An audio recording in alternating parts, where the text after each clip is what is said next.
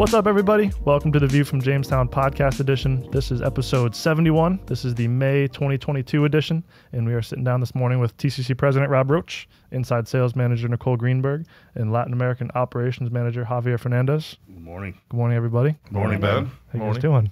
How's it going? What's so funny? Fantastic. We just had some good conversation before this. Hopefully it continues. That's all.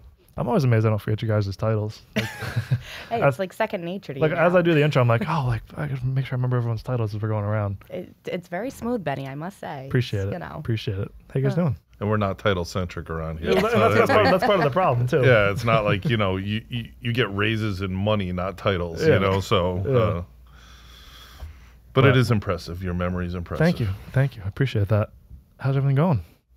Fantastic. Very good. Javier, all good? Yeah, looking forward to travel. Yeah? Travel season's coming up, so I'm just getting ready. Mr. Worldwide over here. Yes. Senor First Class. Senor First Class. I like this. We're gonna stack up nicknames for you. I need less nicknames. You need more nicknames. That's fine. I'll take them. I'll take them. Mr. Worldwide, Senor First Class. Yep, we've got to get him those Dr. Pitbull what? Sunglasses. Yeah, Mr. Worldwide, really. Pitbull. Dr. Concierge. Yes. Javier, what's up, Fernandez? Yeah, that's my main tool. Yeah, we're up to what, 4 or 5 already. This is great. Yeah, I mean, hey. we keep it going. It's easy. We gotta keep it going. But so it is mid-May, right in the middle of the month here. It finally starts to feel, it is summertime, right? Like summer has officially started? Or No. Memorial Day. What is summer, June 15th? Memorial Day is more summer. I think it's like later in June when summer officially starts. Okay. It's like June 20th so it's or 22nd. Technically spring still. Yeah, December 21st is when we start getting longer, and then I think June 21st or 22nd is when the days get shorter. Yeah. Yep. So that's when summer officially begins. But it feels like summertime. Yeah, nice weather. Yeah, we're in the 70s. Finally. Yeah, we needed it. And we also need rain. It's so dry. The allergies are bad. Yes. Yeah, we were wearing heavy parkas just 2 weeks ago. I mean, it was like winter. Yep. Right. Gotta love New England. So now we can complain about the allergies. Javi's like double fisting Flonase next door. Yes. He's got like a belt holster for it. There's something every season, stuff. right? It's good stuff. Yeah, finally feels like summertime, which is nice up here. I'm sure the boats are going in soon. Big boat. Yeah, tomorrow or the next day. Yeah. Heading almost ready. Beautiful. And I guess so jump right into it. We starting off with some chemical industry news. Starting with something we're gonna, I think, feature a bit more regularly and kind of talk about what's going on in the industry. Obviously, there's been a big trend of M&A and private equity and companies acquiring other companies strategically or whatnot over the past. I mean, I've been here 5+ years, and it's been a trend at least that long. So I'm sure going on, 5-10 years. That it's really sped up, though. I mean, it's ridiculous the amount of consolidation on so many levels of the chemical industry and polymer industry and everything. It's constantly who's buying who and who's selling, you know, and what it's much more rapid pace right now. This is a good time for many of them to sell. You're seeing record earnings, record profits, et cetera. So, and and a big focus on sustainable products and the the juxtapositions there of people who are not in sustainable buying sustainable, et cetera. So yeah, it's definitely escalated in the last couple of years. Yeah, we saw some news come out, I believe, yesterday that the Petronas company was purchasing Perstorp for, I believe the number I saw was 2.3 billion euros for the entire Perstorp organization. I think one of the maybe more interesting purchases recently, because it's another chemical company buying another chemical company versus private equity buying a chemical company or whatnot. So yeah, just heard about that one. And I think it's a great deal, honestly, for Petronas. I think, if you look at their earnings and their profits, I think it's a smart move and it's a very good deal. And I remember one of our first podcasts back in the day with Jan Secker, and he's done a great job in CEO of Perstorp. Yeah, he's done a great job of developing that company. What a professional, smart gentleman, and I guess this is what they really wanted. So they're getting what they wanted. So Yeah, the press releases have been interesting. It just sounds like there's a lot of strategic fits between the two of them. I'll be the first to admit I didn't even know what Petronas was beforehand. I know, like, on the F1 thing, like they're the Mercedes team just says Petronas big on the chest. They're a big Malaysian company, if I'm not mistaken. It's a big conglomerate of different chemistries. Yeah, it seems like a good strategic fit. You know, what Perstorp's kind of almost rebranding into it, trying to have more of a sustainability feel. I know they have some sustainable plasticizers we've been promoting and working with for a little while now. So it seems like a great fit, and obviously Perstorp's an important supply partner for us. And from what we've heard in the early conversation, seems like it's a positive move for both companies. So we'll see what not happens. just the plasticizers and the sustainable products, but their intermediates are massive. They, you know, so I think that it is a good fit, and you know, good for Petronas.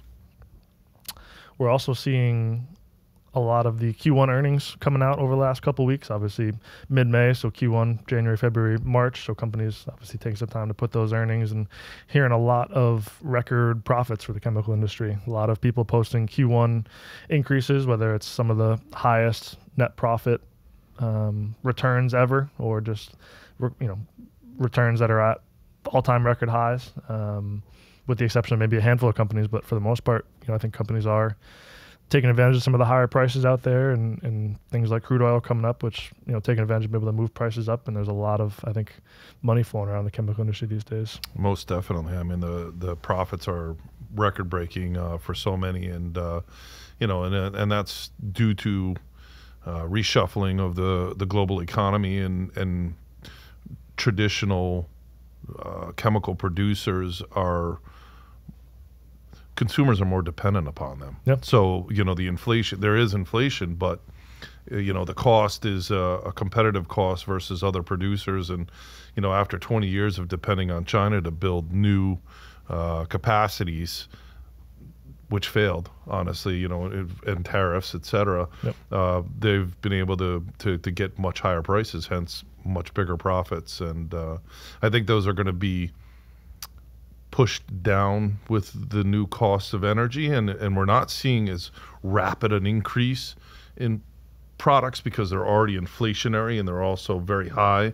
So we're seeing things like 3 cents a nickel here and there, where we were seeing 20, 30, 40 cents a pound increases not too long ago due to supply chain constraints and costs of transportation. So I mean, we can go on and on, but there's a reason why the profits are high, and hopefully they use that to invest to make more efficiency, better integration and things like that, rather than just pay the CEOs and the top level management. Yeah, I think we've heard a lot about companies investing in new plants, new geographies. You're not relying on just one plant to be able to produce whatever you need. You're going to have 2, 3, 4 plants in different countries with different raw material bases to be able to have that security of supply, which is, like you said, a good reinvestment back into the company versus just paying. Another big side effect of COVID is, regionality, geographies is becoming more important. One of the reasons why the chemical company is becoming more important is we have salespeople in geographies throughout the Americas,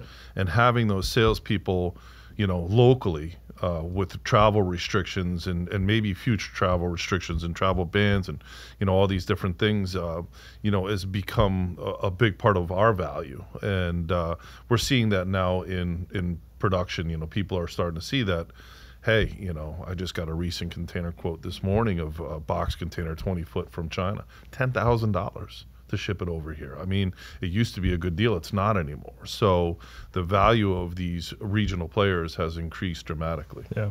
And I think a big part of that too is supply and demand fundamentals. I think we were talking this morning or yesterday a little bit about it, that demand continues to be high. I mean, supply is improving maybe a little bit, maybe logistics is easing up a little bit.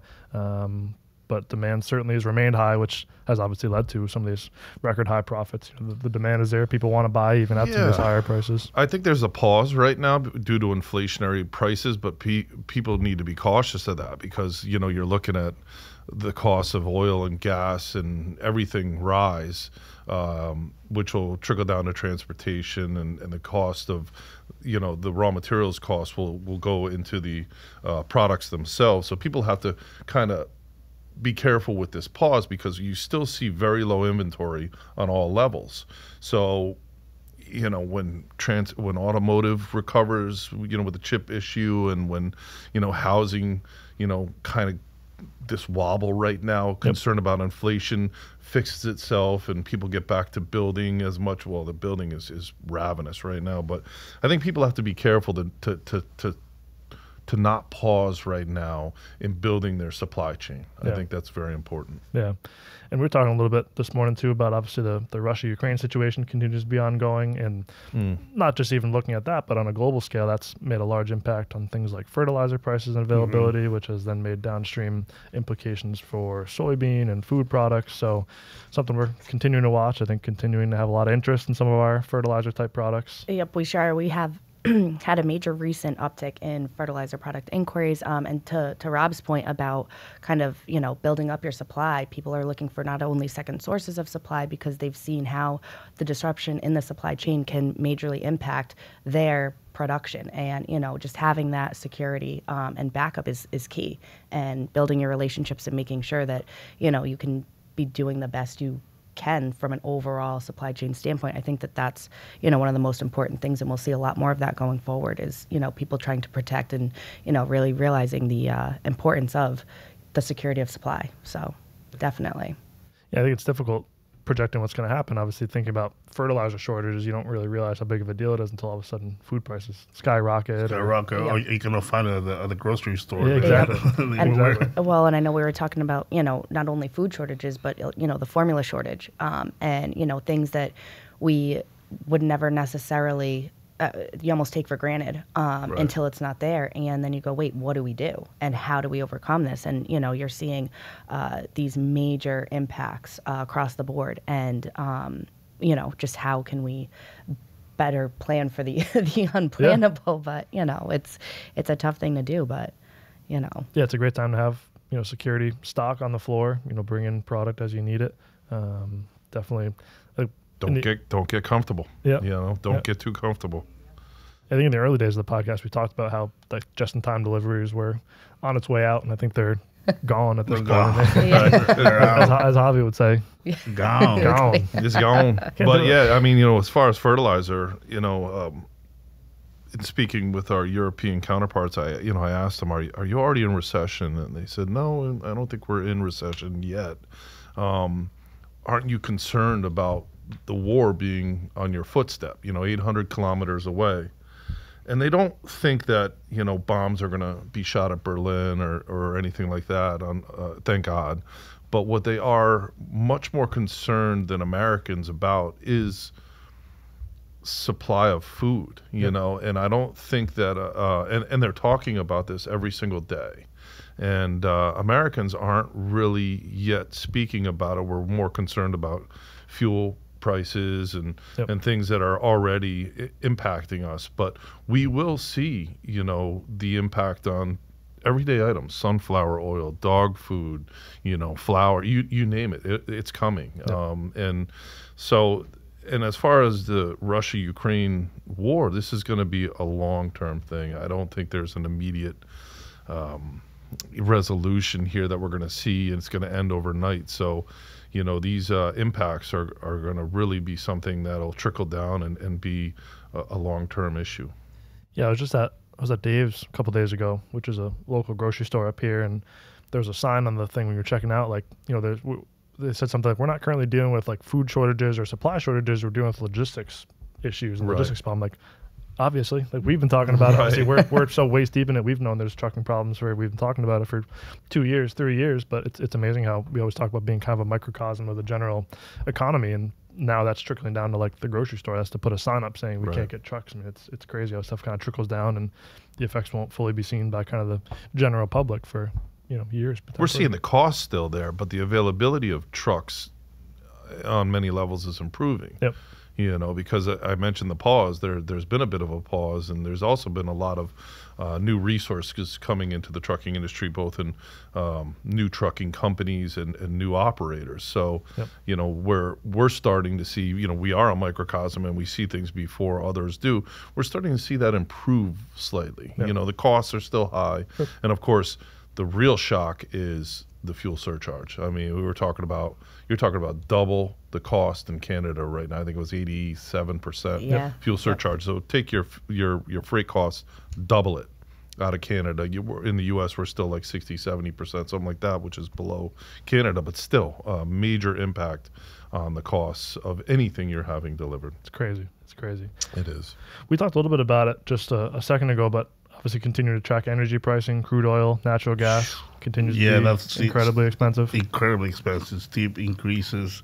At the moment, crude is over 110, natural gas around 825. So we're gonna feel it. We're gonna feel it soon. Yeah, I mean, natural gas was like 4 something in January, so year to date, up 120% or something like that. It's crazy. It's and I think in the last podcast I said 12 or 15 by summer. And I'm standing by that. It's going that way. Yeah. Well, it's trending the right direction. No, I don't want to be right about this one. I really don't. But and crude. I mean, we've seen it as high in 08, 09. Did it go to like 140 or 130? 140. 140. 140 was the highest. I think. I hate to say it, but that's going to also continue and. So you're going to see higher prices and on many levels, the things that are impacted by natural gas and crude, despite the inflationary costs today. And it seems like it hasn't really been any drastic increases. Like there hasn't been really a day where it's up 10% and it rings all these alarms. Like it just kind of has trickled up that way. Like I was surprised when I went to go put the notes together from the last time we did this mid-April. Where it's like, well, natural gas is up another $1.30, but I feel like we're not really, there's so many other things going on, like we're almost not talking about it, but it's kind of this thing that's trickling up. Oh, you're right. But it's very volatile. It also dropped in the meantime. Yep. I watch it every day, but you saw, crude go down below 99 WTI. You saw, gas back off in the 6s. Yep. So it's been very volatile, but, diesel fuel, for example, is up here, astronomically high. We are exporting a lot of diesel right now to the EU. What is diesel now here? 7? It was 649, 699. I saw. Yeah, it was kind of shocking to see that 699 a gallon. It's and gas is like 475. 469. Well, the national average of gas is now over $4, yeah. And that's impacting the stock market as we sit here right now. Is that fact right there? I think gas in California. I saw one of my buddies says like a Audi or something like that. He's paying like $7.50 a gallon. Oh like my 93 Lanta. gas. It's insane. It costs. Wow. There it is. It costs more than breast milk costs nowadays. I don't know about that though. It might be. Nicole's talking about a new product line, totes and drums of breast milk because of the infant formula crisis. So hey, I mean, never say never, right? No. Ben's like questionable. That would have been a good April Fool's joke. Right. Yeah. Our new sales guy doesn't know it's coming yet, but that's going to be we're gonna pull one over on him. Talking about logistics a little bit. Obviously, we're still China's still a good sized part of our business. There's certain products that can only come from China and that we use as maybe a secondary sourcing option. So still dealing with a lot with China. Obviously, they have their well publicized zero COVID tolerance policy going on, so that's impacted production, it's impacted sourcing, it's certainly impacted logistics. I know we've had a few orders continue to kind of get delayed here recently, but it seems like China's still been had some delays and some issues here recently. Yeah, a lot of delays and a lot of changes in regulations. So, for example, like 30 days to 45 days for inspection, now 60 days because they cannot get people. Yep. So it's definitely affecting the supply chain for sure. But it's right now Shanghai area it's on lockdown. Yeah. Well, you're also telling me the other day you're seeing impacts elsewhere because they don't have the containers because they're all stuck there. Yeah. So as well in Latin America and Europe. Latin America, yeah, you're feeling it already. The cost is just going before the cost wasn't affected as of yet. 3 months ago, 4 months ago, but now the price of freight is just moving an isotank between Brazil and Colombia is just $12,000. Wow. It used to be 3-4. It's a 7-day run. It's a quick run, but it's just very expensive. Wow. What about the availability of containers and ISOs? It's not good. Yeah, because I remember you were talking about Colombia shipments. We're now waiting as long for shipments from Colombia, which are very quick normally. Yeah, because of availability and shipping lines are not stopping. They're don't stop hours. The availability of lines are not there yet. How many containers can you fit on your boat? Can you go send your boat over and it's not a bad. We'll have the containers just for us. They'll be our very containers. entrepreneurial around here, so maybe we should do that. Hey. Oh man. And I think we've been trying to get like some samples out of China recently. That's been we have problematic. So we've had to actually route them from China to our sample handling facility here in the U.S. Because Shanghai is just closed down. So I mean, we've done a great job at kind of circumventing that challenge, but still, it adds one more layer to the whole process, and and that's more time too. Yeah, more time, and there's a whole other customs level that we never necessarily had to deal with before, because our sample handling facility in China used to manage all that. Yeah. So it just adds another layer. But I mean, it's good for us to have that that as an option. It seems like our office in China's been doing great. They've been doing fantastic. Yeah, they're very responsive and on on top of things and making offers and well, and they're the ones who have said, hey, listen, we can get you these samples, but we're going to have to send them direct to the facility in the U.S. And we're like, hey, yes, of course, do that. And they're very forward moving in that their business operation doesn't stop. So they've been a great asset to us for sure. We talked a little bit about it in the beginning, but you're getting ready to get back on a couple of airplanes here soon. Yes, it's flying now. maskless. Maskless, yeah, that's new. That's That's new. I think 2-3 weeks ago. Ooh, it was a good 3+ weeks ago. I mean, Yeah, it we were in was, Chicago 2 weeks ago. And Yeah, it was maskless so traveling, but I don't know how it works internationally. I don't know. it's a good question. I don't know how it works, but Well, for your sake, I hope that it's maskless. I hope so too. I hope so too. Yeah, so I have the UTECH show coming up. That's next week. That's a polyurethane show in Mexico City. It's UTECH Las Americas 2022. That was delayed because of COVID or canceled before, but now it's happening. And that's an annual show, biannual show. Biannual show. Yep. So it's a good attendance. We have exhibited in the past, but we're not exhibiting. We're just walking the show this time. Good, solid exhibitors, so it should be a good show. Meeting with both customers, suppliers. It's a kind Both of well-rounded customers, show. suppliers, competition, friends, everybody. I meet with everybody. Yeah. Senor WhatsApp over here. So yeah, what's up? Yeah. And The then group chat. on the Latin American front, turnover season is over. So we have regular supply, and we're looking and finding new suppliers in South America. Still, we're always looking for increasing. Our sourcing capabilities are really great at the company. And we're always looking, and we're finding new suppliers for different products. It's amazing, and just out of the border, like Argentina, Chile, Colombia, Brazil, Yeah. Peru, in some cases. So some good and bad in there, getting new suppliers and contacts, which is great. But now there's some logistics challenges that happen historically. well, you been gotta there, you gotta look other places, and we're finding them. So instead of shipping from Korea, now we can ship from Argentina or you name it. We can do some reshuffling. Yeah. Yeah, so I think a future topic we might want to have on this podcast is, the value of non-integrated suppliers throughout this supply chain crisis. I mean, you look at like the monsters of our industry, the big integrated down to oil producers are either sold out or not operating at capacity or shut down or having problems. We've had to flip to people that have to source raw materials on the open market and supply places like Korea, Chile, Turkey, etc. That we've had to, and the value of them has been tremendous. But because they're not integrated, there's a lot more energy wasted. There's a lot more, so it's not a good thing for the world. We need to support those chemical companies that have the infrastructure, but the value at times like this have been essential. Yeah, they can buy their raw materials from elsewhere. They're not just handicapped to only buying their own or using their own internal. The price production. might be higher, but it's available. Right. You know what I mean? So it's like, and that's something that I don't think that the chemical industry has really recognized throughout this, pandemic and supply chain crisis. And I could see the negative PR from like the waste for like using a non-integrated producer to make more sneakers and like stuff that you don't necessarily need. But like when you think about like all the medical supplies that are made from plastic and in the chemical industry, like things that are mandatory for the world. I mean, if it's not having blood bags or if it's having more expensive blood bags slightly, like I think it's a pretty easy choice. Right. Absolutely. For certain things, it certainly makes sense. Definitely. So a lot going on there. A lot of topics. A lot of topics. A lot of freight I don't know if concern is the right word, but obviously there's some good news and some bad news on the freight side of freight things. concern, and then just the pricing, expensive, and the availability is not there. So it's a lot of moving parts. Yeah.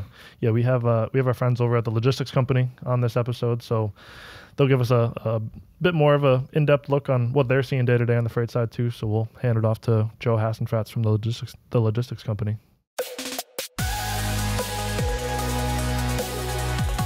Morning, Joe. Morning. How we doing, Ben? Doing very well. Awesome. Nice to have you back on the podcast. Thank you for having me as always. It's been a couple months, I think. Yeah, and January, maybe? no masks. No masks? Yeah, I think it's been that long. Did we beat COVID? Maybe. I mean, supposedly. Yeah. Supposedly.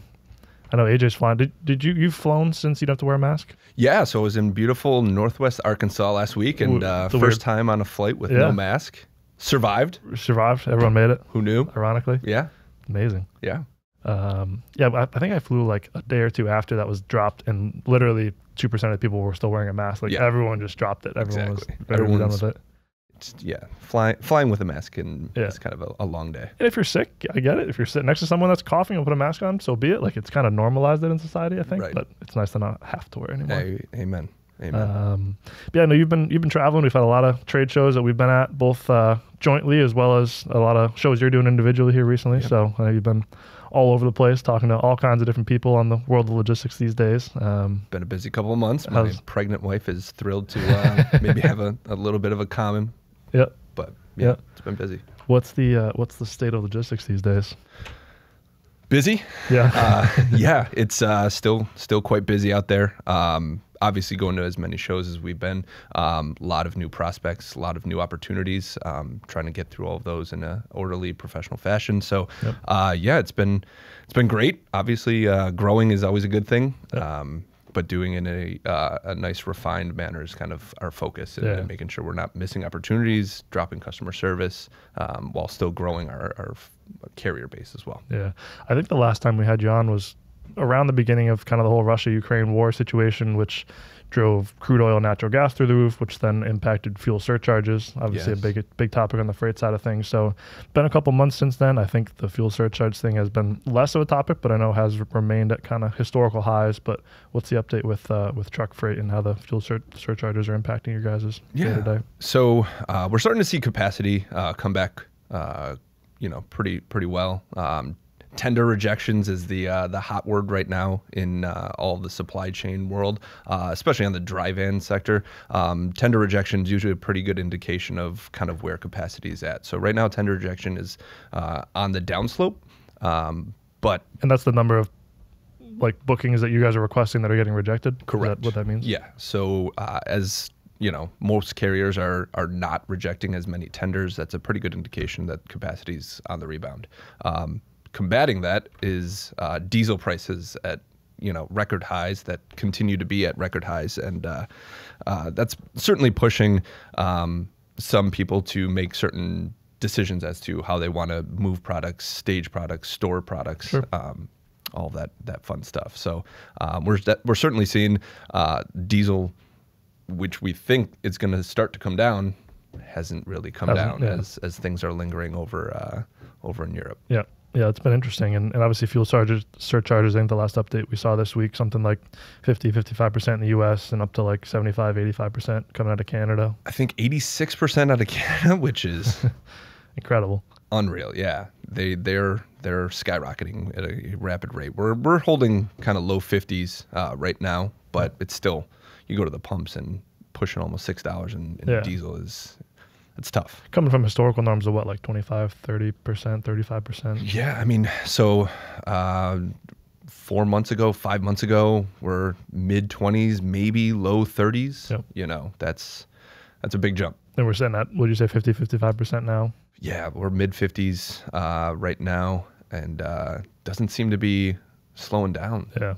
And so that fuel surcharge, I guess, I know we mentioned it last time, but if you're not familiar, so if the line haul is $1,000 and the fuel surcharge is 50%, that makes it $1,500 all in, more or less. That's the math. Yeah.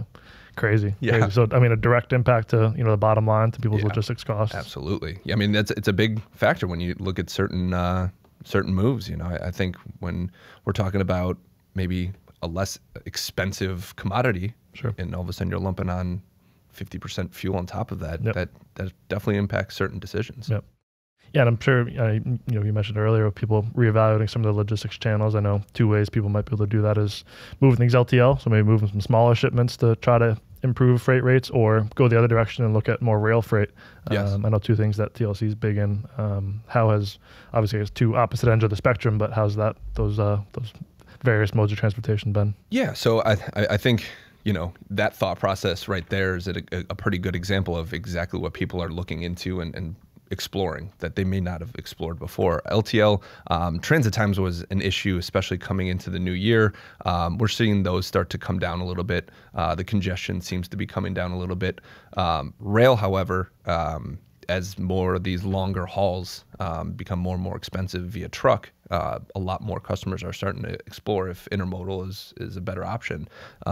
So we're seeing that some of the pricing from 2-3 months ago that was more competitive is starting to maybe distance itself as a more competitive option as the rail's starting to catch up as trucking continues to raise with the fuel impacts. Yeah, it obviously adds new layers of congestion to it. I know, from the TCC side of things, we're looking at utilizing rail to almost act as like a mini short tank in tough to reach areas, but then you got to put that rail car somewhere and then obviously manage truck shipments from that rail to the customer, which is shorter than doing a truck all the way, but you still got to figure that logistics lane out and make sure you have partners there and whatnot. So. Absolutely. And I think, to your point of, the liquid side of things, liquid is always slow to catch up to whatever's happening within the dry van sector. So as much as we're talking about tender rejection and the dry van, liquid bulk still is usually 6 to 8 months behind any sort of market adjustment. So capacity in the more liquid bulk realm is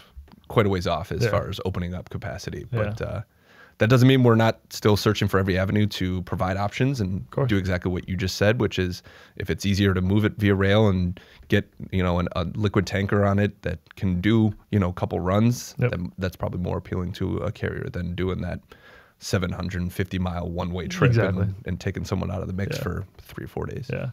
And something we haven't really got into too much in the past, I know we've talked about LTL freight in the past. Obviously, a big part of that includes obviously having material package to be able to then move LTL. Absolutely. I know a big part of TLC's business is helping with transloading and repackaging and things like that, which obviously includes buying and availability of things like IBC totes and steel drums or plastic drums.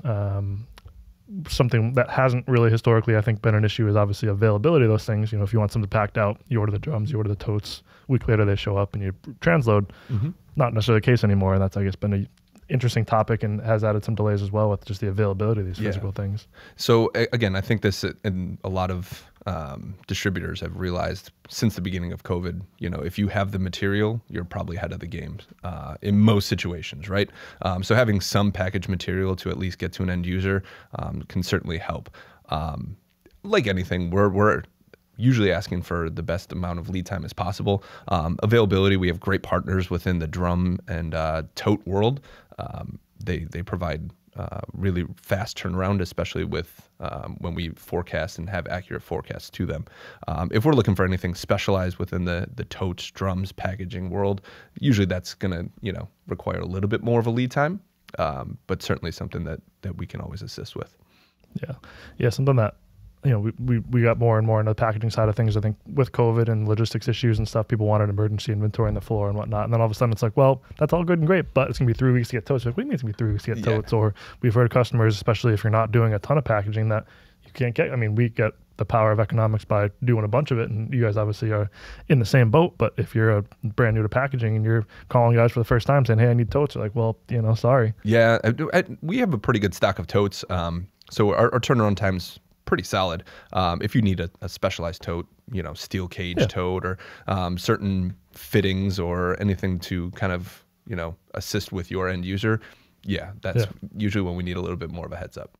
But again, I think a big positive to working with a company like TLC is obviously you guys have the power of economics. You're buying 100 totes a month, whatever it is. So rather than if you're a company that only needs 10 totes a month, you get that buying power that you guys have. So a great avenue for TLC. And exactly. We'll usually have a pretty good stock of that. Yeah. I know the last thing we usually talk about is the status of ports, imports, exports. I know ocean freight continues to be interesting. We talked a little bit on the TCC side of things on the status of things like the Port of China, which obviously has some COVID concerns and shutdowns and whatnot. How you guys dealing with ports and things these days? So yeah, we're starting to see that a lot of the drayage companies we're typically reaching out to have some better capacity. It's not nearly the laughing us off, asking for 2, 3, 4 weeks out. Usually they're finding a way to get us in. The ideal is just having the heads up from the shippers as far as what that free time is and allowing us to work within that. Sometimes when we hear, oh yeah, last 3 days tomorrow, can you get it out? That's challenging, not right? Great. Yeah, challenging. Yeah. Certain ports we still can make miracles happen, but we're starting to see that at least drayage companies are coming forward with a lot more availability, flexibility as far as when certain receivers can take containers or shipments and working within kind of those guidelines, whereas it used to be a little bit more of the, well, this is when we can do it, does that work type of a deal. Yeah, I think we've talked in the past about that idea of making your freight as appealing as possible, whether that's having certain requirements maybe loosened up a little bit, or giving people as much heads up as possible, not saying, hey, we need this picked up tomorrow, give us a week, give us 10 days, whatever it is, to try to make things work. So. Absolutely. And I think even as the environment starts to open up, that's still an ongoing thing, right? I think that's when you open yourselves up and you're going to get the most competitive rate possible when you don't start lumping on certain requirements. Right. Well, Joe, appreciate having you on. Good to have you on the episode again. Absolutely. What's coming up over the next couple of weeks and months, both on the show front where people can find you, as well as, if people aren't traveling yet, how they find you online? Yeah, so traveling, we'll be at the Charleston show, the Specialty and Agrochem show down in Charleston end of June. Be a fun one. And then online, logistixco.com.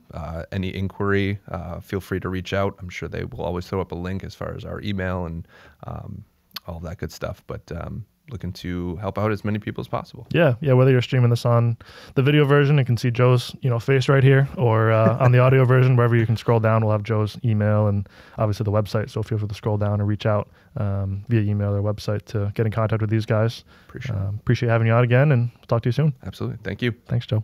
All right, moving on to price updates and trends here. Obviously, we are in mid-May, which is a good time to, I think, recap what we saw for May, and then obviously we're starting to hear about June increases, decreases, what's happening both based on supply and demand, as well as what raw materials are doing. So I know things were, I guess, relatively flat coming into May. Plasticizers relatively flat. We actually saw a bit of a methanol decrease as we come out of the heavy season for methanol. So we're obviously recapping what we saw for May and then thinking about what we're starting to see for June here.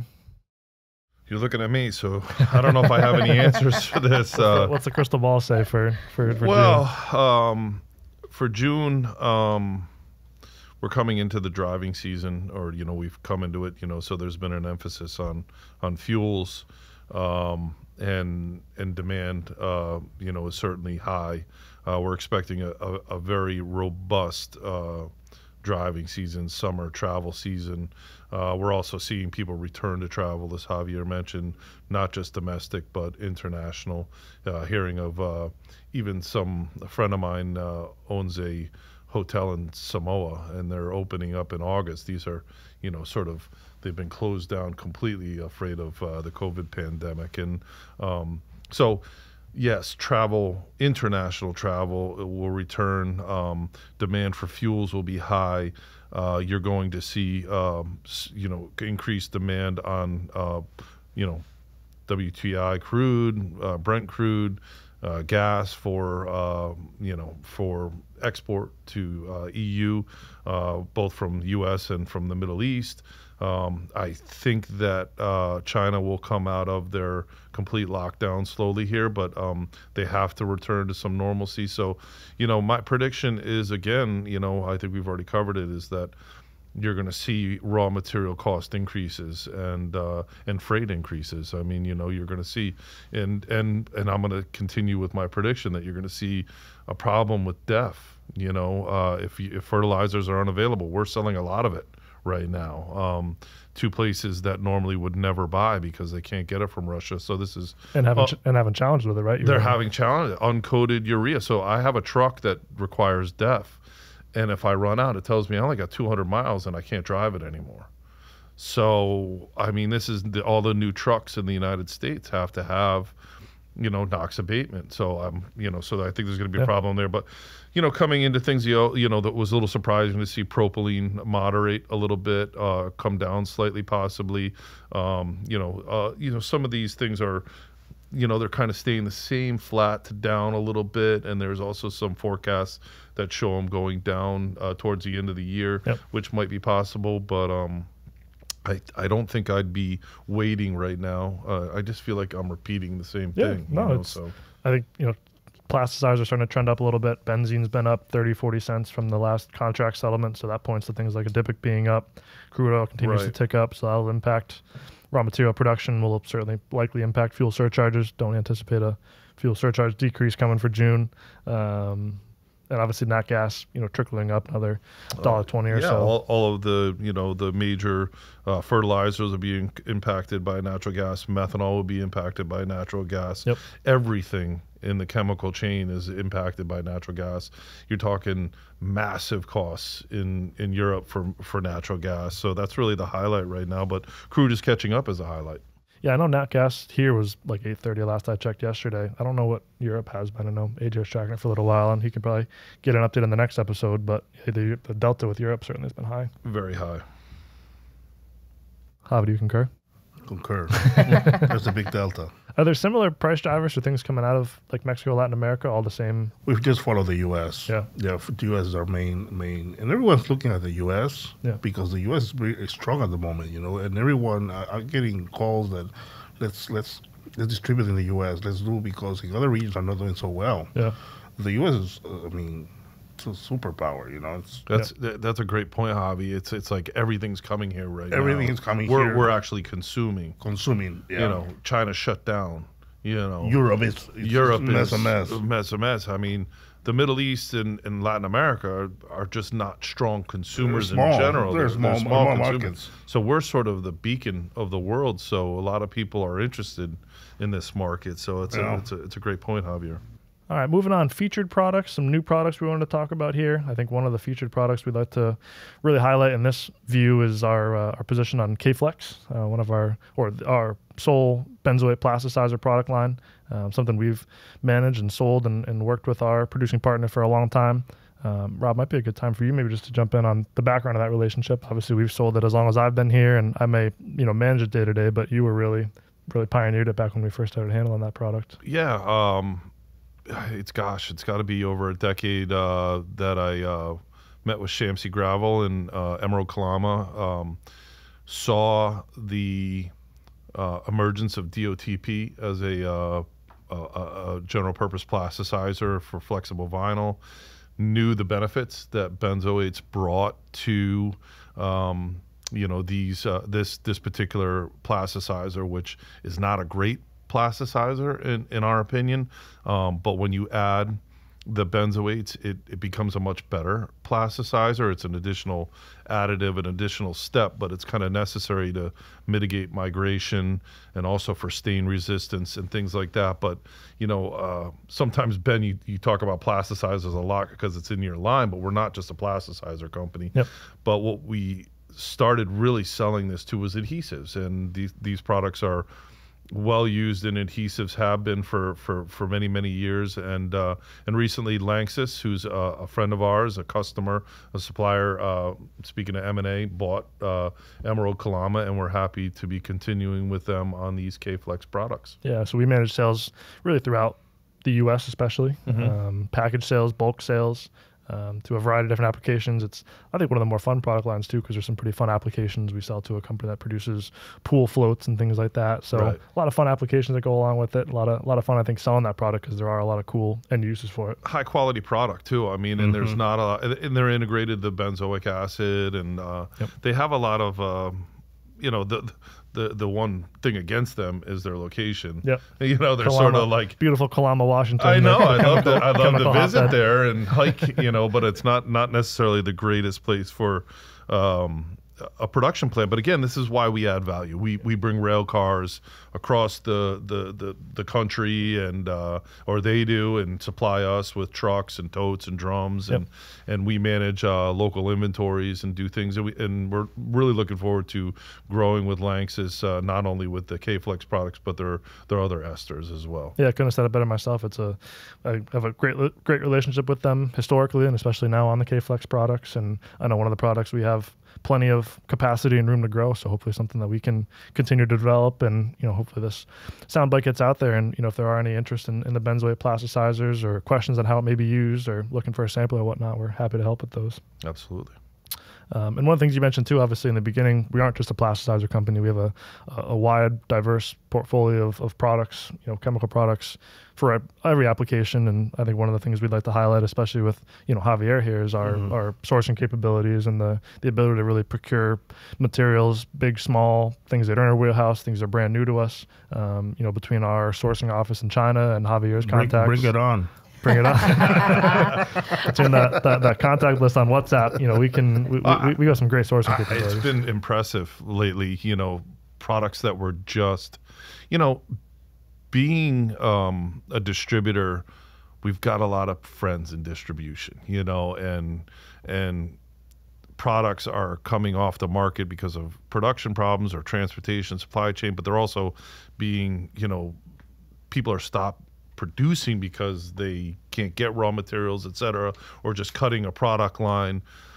And I've been impressed with all of you and the rest of our sales team, just seeing things that are on our website that we aren't carrying, we aren't basic in, we aren't, a distributor for a producing partner.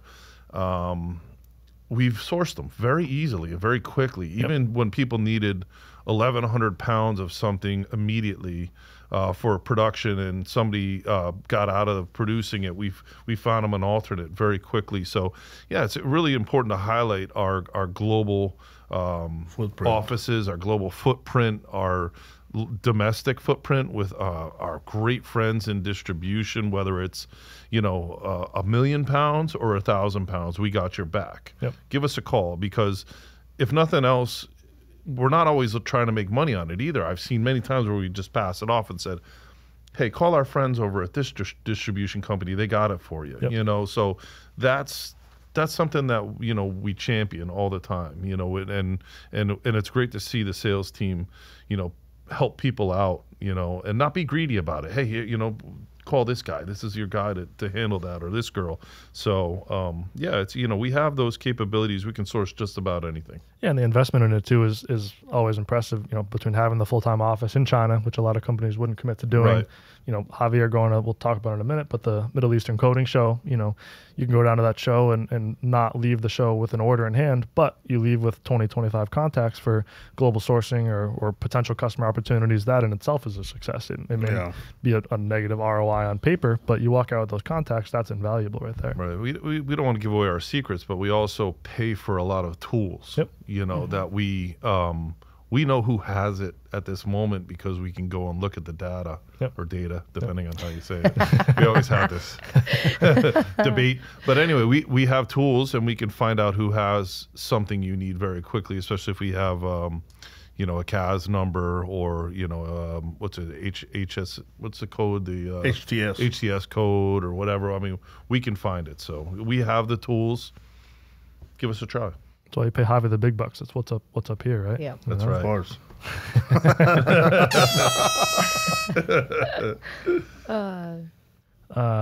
We got some great trade shows coming up too, which goes back to really everything we've been talking about, meeting with suppliers and with customers and making new connections both on the customer front and on the supply base. What's coming up for shows here, Nicole? So as we've touched on, we have Javier, who will be at UTECH down in Mexico, Mexico City, the end of the month. So very exciting on that front. We have Chemicals America coming up in Charleston, late June. We have a booth there, starting to set up meetings, customers, suppliers. When you say we're setting up meetings, you mean you're setting up meetings? Nicole's on top of it for the show. Well, I think it's important with the way. So think about it. Everyone's back back into travel. They're getting out there. Yeah. You know, you want to make sure that you're in the schedule. Everything's important. You want to make those connections, and you know, no matter how much time or little time you're in a place, make the most of it. You know, and we're always here to connect with everyone, and we love, you know, building these relationships. So I'm not ragging on you. I'm I know. glad. You know, I'm glad. I we're getting packed out 3 there and weeks doing in it, so. advance. Yep. I know you guys love that. I'm ready to go anywhere. Boom. I love it. Yep. And following that, we have Javier going to the Middle Eastern Coating Show in Dubai in June as well. We have the Southwestern Fertilizer Show in Nashville. That is mid-July. AJ and Corey will be there. And we are also potentially looking at ICAST down in Orlando. So that's the third week in July. So good luck to those who, that'll be a hot brave. one. That's brave. That's very brave. Balmy 106 Dubai degrees. is brave in June. Yeah, that's 110 degrees, 115. That's I need a dry fit suit. But for a full list of trade shows and events that, you know, TCC will be participating in, please feel free to visit thechemco.com. We have a trade show and event tab. Drop down, check it out, and get some more details on that, and reach out, schedule a meeting, and we're looking forward to seeing everyone out and on the road and connecting. Man, I've taught you so well. Just put the website plug right in there. It's second Proud. nature now. It I'm is. I proud. love it, you know? Proud. Hey. But yeah, that kind of wraps things up. Good episode. Lot going on. I think A lot going on. Couple things internally to talk about. We've obviously got a exciting new salesperson starting here at the office in Jamestown, which is Jack Rose, fun. yeah. Break out the whip, guys. You know, get them hitting the phones and getting them out and hit the streets. Yep. Yeah, absolutely. he took a call in the office the other day. Did he? Yeah, Wow. sure. You let him Day take a two. call. Yeah. Yeah, these micromanagers are giving up a little bit. 50,000 tons of urea to India, I think. Oh, it was. really? Okay, I'm sure we'll get that. we'll get that bid. We're working on You must our... have gotten excited about that, though. Yeah. Well, because AJ tells the same story. Like when AJ started, you get like similar calls, and he'd run to your office, be like, "Rob, look what I got," and you're like, "No, dude, go do sit down. go do something else." So it's actually kind of funny that was his first phone call of anything that could have happened. Yeah, he's like, hey, well, this came in, and Ben was like, oh, man, let me tell you about that. Yeah. You're also neck deep in planning our sales meeting. A couple weeks coming up. Sure am. Oh my gosh, I can't believe it. It's been since 2019. We haven't had the whole team together and back. So yeah, very exciting. Looking forward to having the whole group back in Newport, Rhode Island, and seeing everyone. And we've got some fantastic technical presentations from suppliers and producing partners lined up, as well as internal presentations. So it's going to be an awesome week. Yeah. So I got to start making my presentation. Are you guys done with your presentation yet? Have you even started? No. Last minute. We better get started on that. it's all up here. The info, Okay. the info needs to be fresh. We gotta wait a little while. Exactly. Things change so. It is a robust schedule, and it's kind of cool too that we do have some people that are they can't travel because of COVID, so we're doing. We have a virtual setup that 3 years ago you never would have thought that the capacity to involve people who are unable to make these events and whatnot and it's amazing that you can incorporate them and make sure that they're involved and a part of the information sharing and just that relationship building, everything. I mean, it's fantastic. I love it. Like our China office can't travel right now, obviously. Get them involved, but I remember we were having quarterly sales meetings during COVID, lockdowns, and it was one morning I think we were on with Germany, Mexico City, and then Taiwan or something. This was 9, 10, and 11 a.m. and it was like, wow, this tool is never going away. No. How it's invaluable. it really is. I mean, as much as we got Zoom fatigue, which we don't use Zoom, but still today, we have people that have had major health issues. They can't come and be sitting in a room with 30, 40 of us, and have the sales meeting at risk of getting COVID, but they can still participate.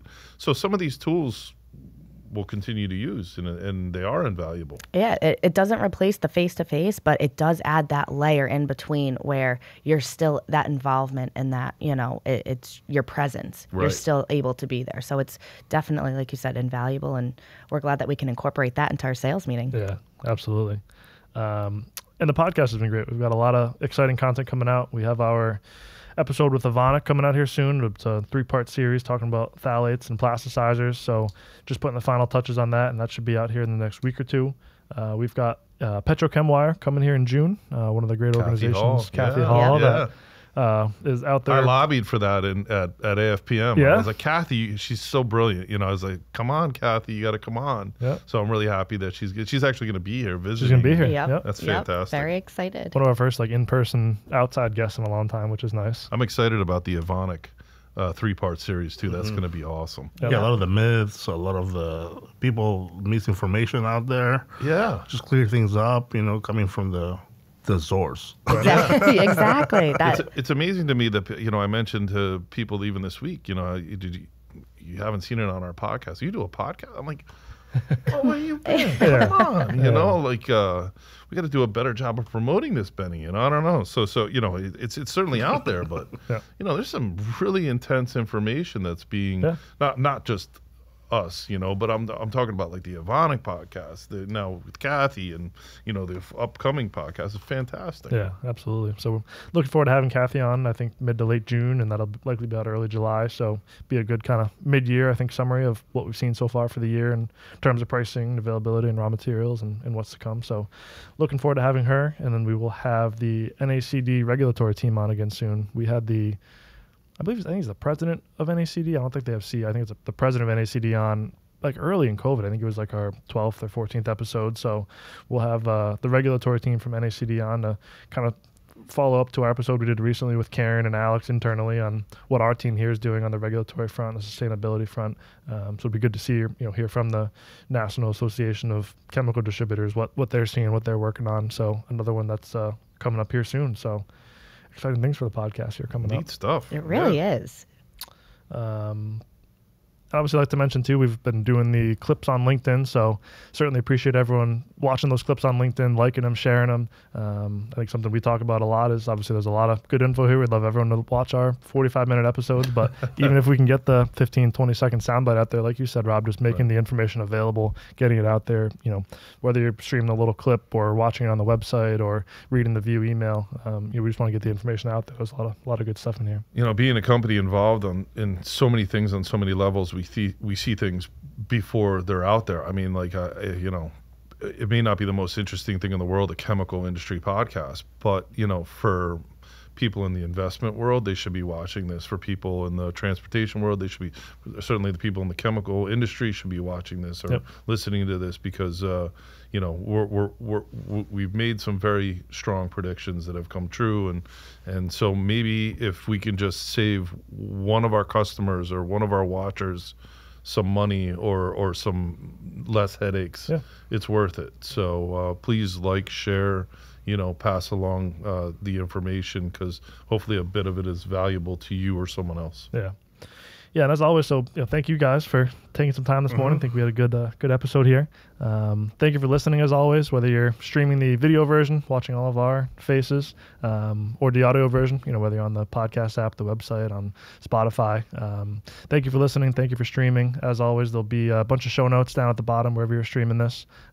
Please share, subscribe. Wherever you stream it. We're just glad to get the information out there in whatever medium works best for listeners. So as always, thank you, and we'll see you guys in the next episode. Thank you. Thank you.